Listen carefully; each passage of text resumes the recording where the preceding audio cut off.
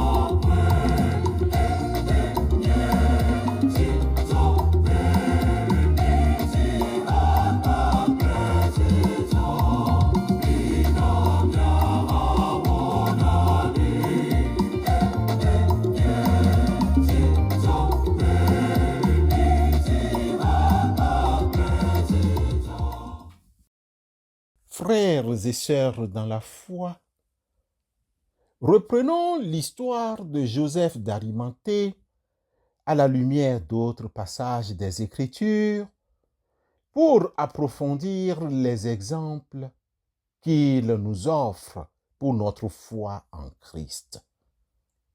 D'abord, qui est Joseph d'Arimathée? L'évangéliste Luc, dans son chapitre 23, versets 49 à 53, nous le présente comme un membre respecté du Sanhédrin, un homme juste et bon qui n'avait pas consenti à la condamnation de Jésus. Joseph d'Arimathée attendait le royaume de Dieu. Les synoptiques et Jean ajoutent des détails importants. L'évangéliste Matthieu, dans son chapitre 27, le verset 57, le décrit comme un homme riche et disciple de Jésus. Marc, l'évangéliste, chapitre 15, le verset 43, souligne qu'il était un membre éminent du conseil qui, lui aussi, attendait le royaume de Dieu. Il ajoute qu'il osa se présenter à Pilate et demanda le corps de Jésus. Jean, l'évangéliste, dans son chapitre 19, le verset 38, précise aussi qu'il était un disciple de Jésus, mais en secret par crainte des Juifs. Mon frère, ma sœur, quel bon témoignage! Quel exemple pourrions-nous tirer de son acte pour notre foi en Christ Jésus?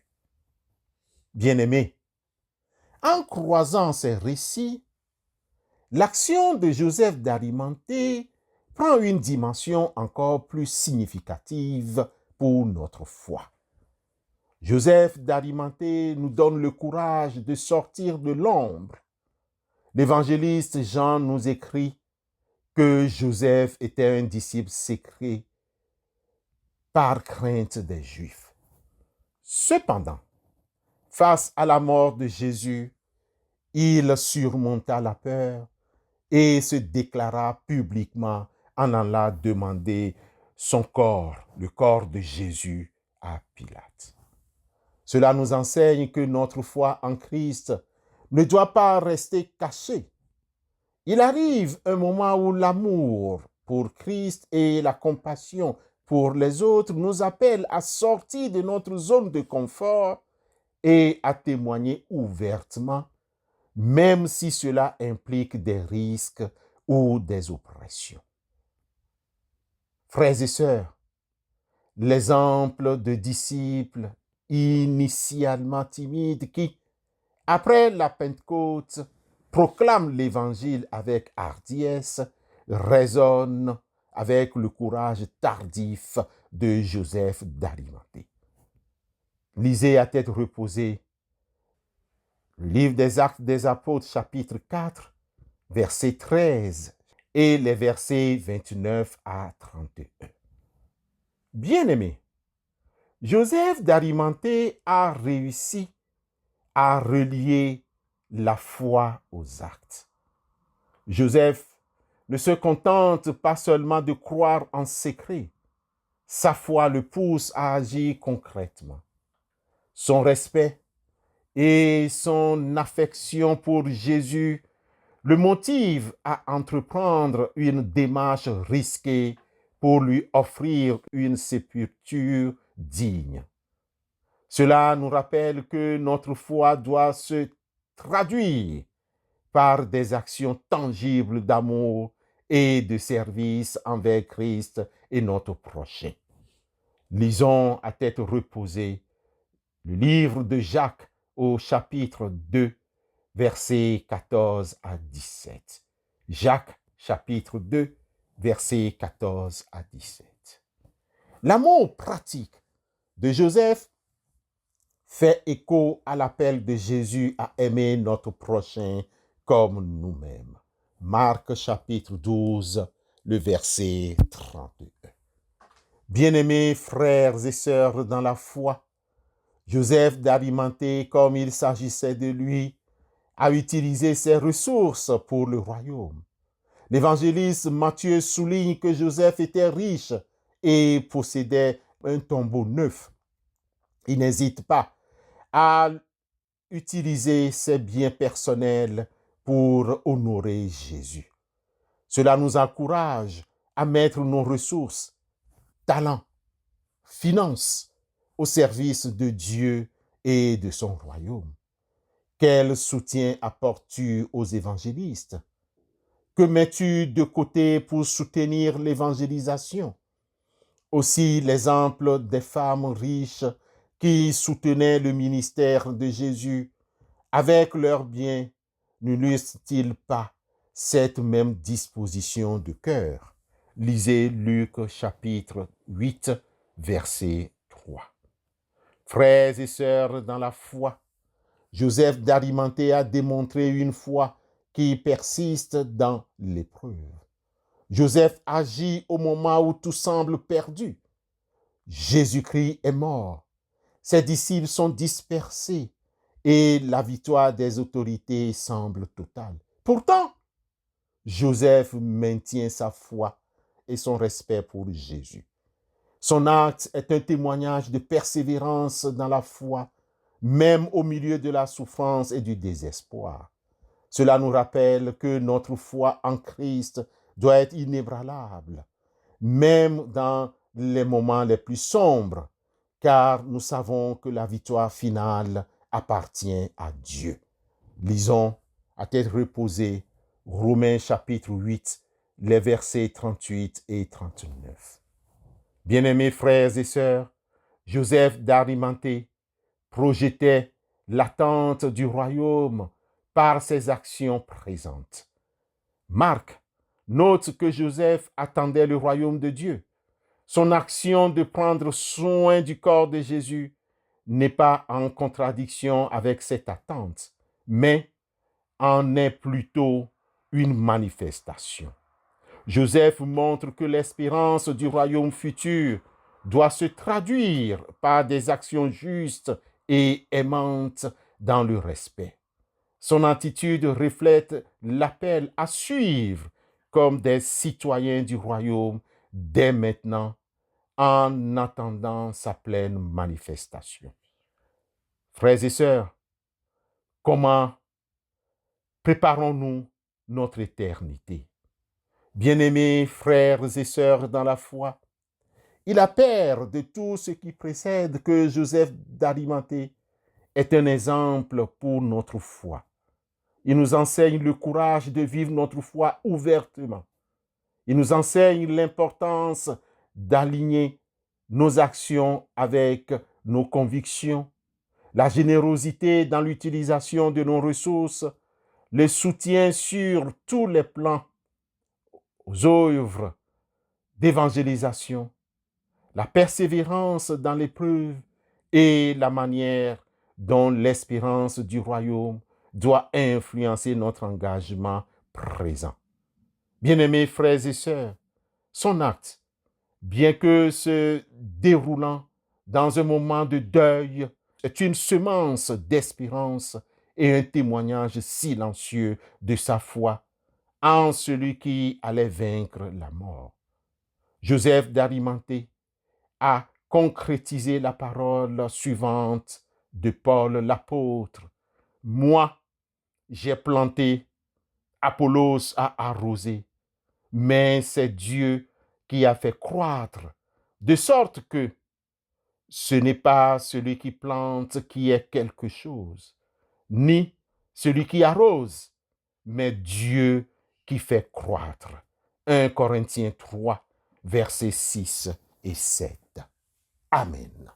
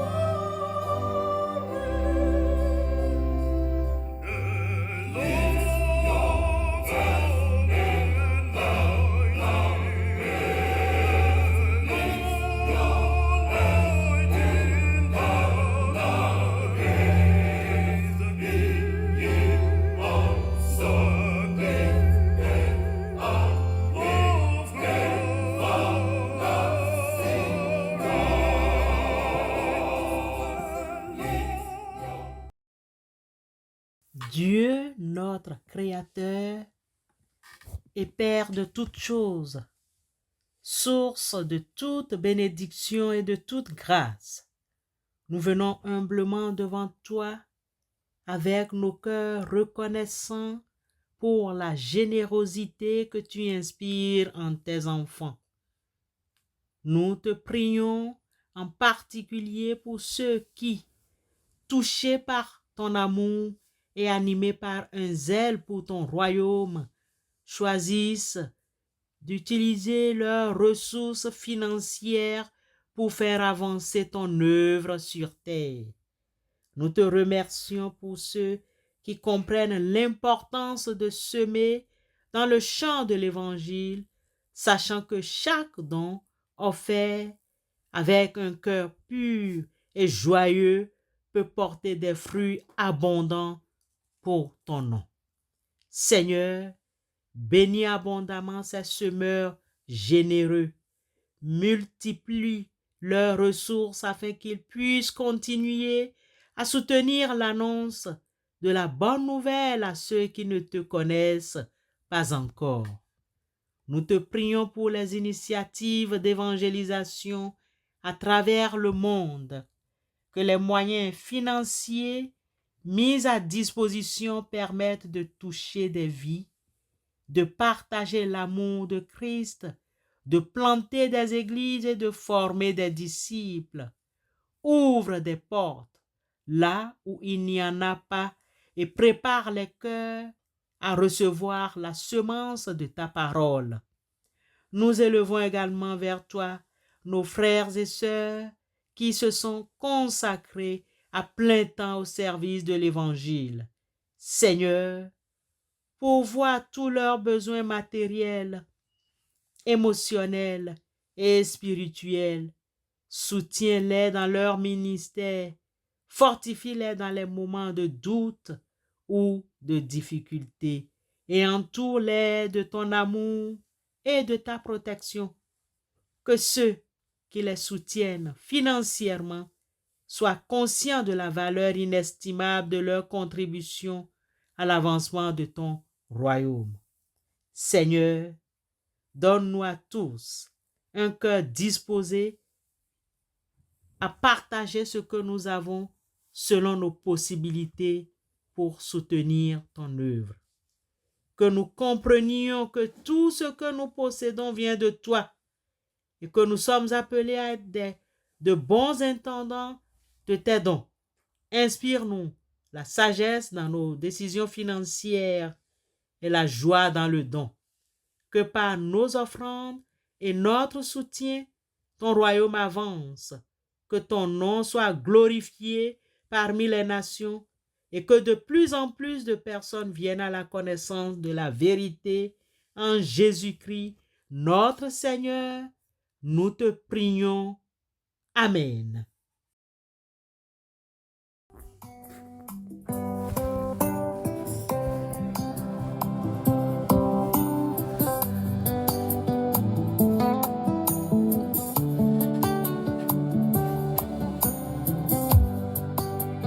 Ma porte était ouverte et le diable en a profité. Yeah. Il avait tout fait pour plonger ma vie dans l'obscurité. Mais l'Esprit de Dieu dans mon cœur a ramené de l'espoir. Il a mis un chant nouveau dans ma bouche. Yahweh, tu es de mon côté. Je ne craindrai aucun mal, aucun mal. Yahweh, tu es de mon côté. Je ne craindrai aucun mal, aucun mal. Si la victoire est acquise, l'Esprit de Dieu met à nu le plan de l'ennemi. Juste un temps de répit, et l'air équipé rempli de plans contre ma vie. Et voilà leur nouvelle stratégie. Voilà même de nouveaux ennemis. Ils ont mis leurs plans sur la table. Ils veulent détruire ma vie, mais moi je témoignerai. Jésus, tu es de mon côté. Je ne craindrai aucun mal, aucun mal. Jésus, tu es mon bouclier. Je ne craindrai aucun mal, Avant de nous séparer, bien-aimés frères et sœurs, souvenons-nous du courage de Joseph d'Arimathée qui, dans un moment sombre, a osé agir selon sa foi. Que son exemple nous inspire à vivre notre foi avec audace et conviction. Seigneur, donne-nous un cœur comme celui de Joseph, prêt à t'honorer en toutes circonstances. Que la paix de Christ, qui surpasse toute compréhension, soit avec vous dès maintenant. Amen.